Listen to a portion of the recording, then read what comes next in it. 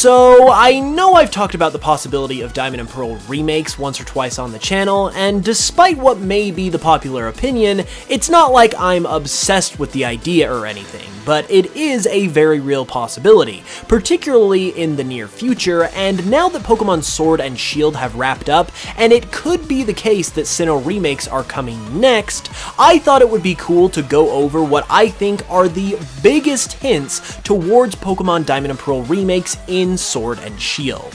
These are the kinds of things that make it abundantly obvious that Sinnoh remakes are happening, and probably sooner rather than later, so without further ado, let's get into it. This first one actually comes from the newest addition to Pokemon Sword and Shield, the Crown Tundra.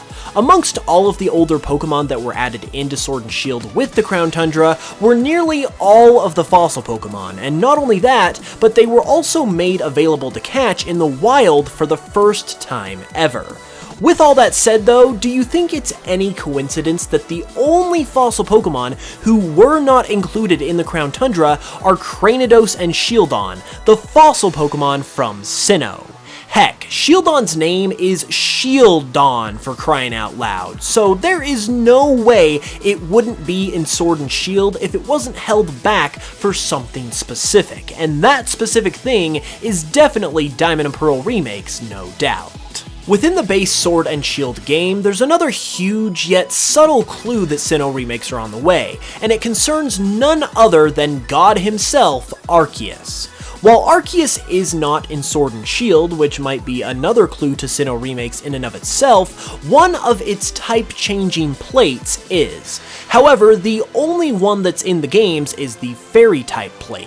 Now, it's really weird that Arceus' plates are in the game if it isn't, and it's even weirder that only one of them is, but when you consider that the Fairy-type plate was the only plate missing from Diamond and Pearl because Fairy-type didn't exist at the time, it all kinda starts to come together and is yet another hint that Sinnoh remakes are on the way.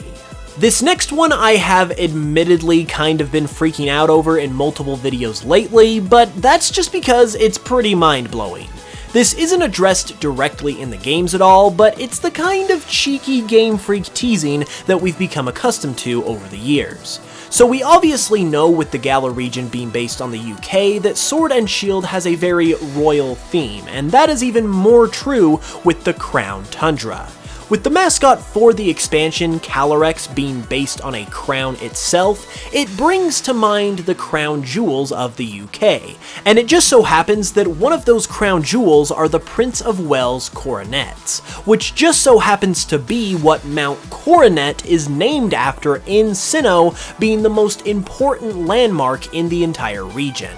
There's also another piece of the Crown Jewel collection, the Imperial State Crown, that is adorned specifically with diamonds and pearls. So, like, what are the odds of something like that just randomly happening by coincidence, especially with all of the Sinnoh remake rumors floating around? Well, they're pretty low, honestly, and it's much more likely that this is all intentional more than anything else. One very obvious hint to Sinnoh remakes that can be very easy to miss is able to be seen right at the start of the game, in the bedroom of your rival Hop. If you go over to Hop's house in Postwick and enter into his bedroom, amongst all of the other decor, you will be able to see a Croagunk statue sitting by his TV. Now, right away, this sets off some Sinnoh vibes because Croagunk is of course a Sinnoh Pokemon, but we obviously don't want to jump the gun too quickly. This is the world of Pokemon after all, and sometimes Pokemon-themed decor is going to be nothing more than just that, decor. However, this is not one of those times, as this same exact Croagunk statue, down to its color and everything, can be found in Pokemon Diamond and Pearl in Pastoria City's Pokemart, which is a giant, huge red flag that Sinnoh remakes are coming, because this has absolutely no other reason to be in Sword and Shield, especially in the same exact form that it appeared in Diamond and Pearl. So as far as I'm concerned, I think we're good to go on getting that Sinnoh hype train prepared for departure. One huge hint that isn't actually in Sword and Shield or any other game frankly, but has occurred during the Sword and Shield timeframe are multiple social media posts from Pokemon's official accounts that have directly teased the idea of Sinnoh remakes. For example, there was a Twitter post earlier in the year that marked the anniversary of Diamond & Pearl's release in North America, that began its caption with the word "confirmed." And there was also an Instagram post made featuring plushies of the Sinnoh starters that began its caption with "Sinnoh Pokemon confirmed." Those are two examples of the Pokemon Company being blatantly aware of the demand for a Sinnoh remake, and directly teasing the idea of it. And unless they were monumentally stupid, which I don't think they are, they wouldn't be teasing that idea unless those games were directly in the works. So it's really only a matter of time before we see their reveal as far as I'm concerned. We are not done yet, however, because we've still got several big hints to cover here. The Pokemon Sword and Shield expansion, in both of its parts, brought some major Sinnoh vibes to the table, which really just seem a little too perfect to not mean something. First is the whole quest surrounding the Max Honey in the Isle of Armor. Basically, the quest had you going up to a large tree to get some honey that could then be used to help Urshifu Gigantamax, and it even involved a battle with a Vespiquen, a Sinnoh Pokemon. We all know honey and honey trees were a huge thing in Sinnoh, and with it being combined with the Dynamax feature here, it seems like not only a hint, but a possible tease about how Dynamaxing could be featured in Sinnoh remakes. Another huge part of the Sinnoh games, meanwhile, was the Underground, and we also ended up getting a similar feature in the Crown Tundra with the Underground Dynamax raids. It definitely seems rather curious to have two of the bigger features of the Sinnoh games more or less replicated in the Sword and Shield expansion with the integration of the Dynamax feature. It almost seems as if Game Freak is giving us a taste of what we can expect in the Sinnoh remakes. Another glaring fact that points in the direction of remakes are the absence of so many Sinnoh Pokemon in Sword and Shield.